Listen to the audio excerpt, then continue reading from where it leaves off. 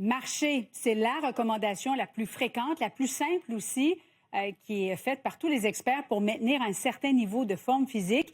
Pourtant, Marc-Antoine, il y a une étude qui indique que les Québécois marchent de moins en moins.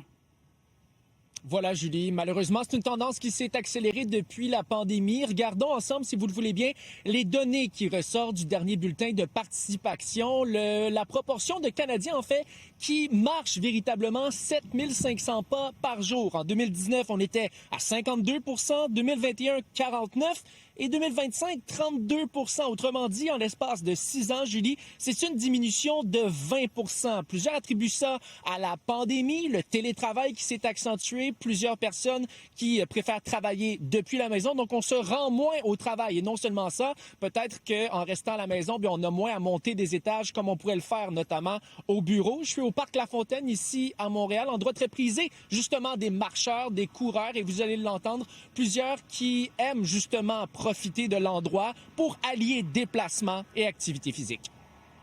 Moi, je marche souvent. Là, je viens de finir de travailler.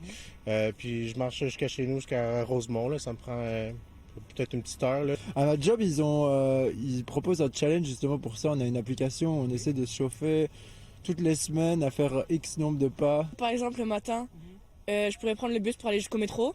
Parce que je suis obligée de prendre le métro, sinon c'est beaucoup trop de temps. Mais je marche jusqu'au métro. J'ai une passe de métro, j'ai 10 tickets dessus, puis c'est quand il fait vraiment froid. J'ai toujours un sac en plastique dans mon sac pour le matériel électronique pour les jours de pluie. Et je chante en marchant.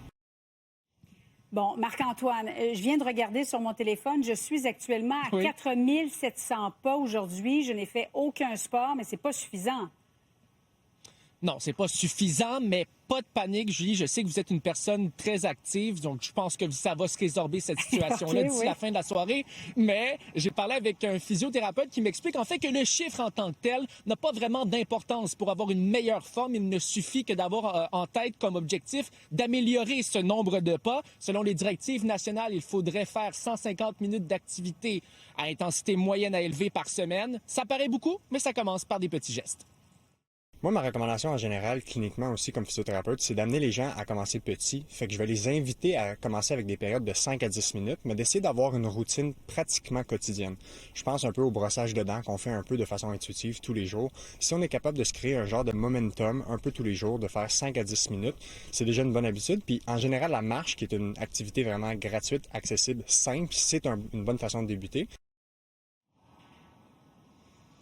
En terminant, Julie, il faut rappeler bien sûr les effets positifs, les bénéfices de la marche, de l'activité physique. On pense à une meilleure santé musculo-squelettique. On fait diminuer le risque de dépression, on réduit le stress, on diminue également le risque de diabète. Et c'est une activité qui demande peu de moyens également. C'est vrai, absolument. Très accessible. Merci beaucoup, Marc-Antoine.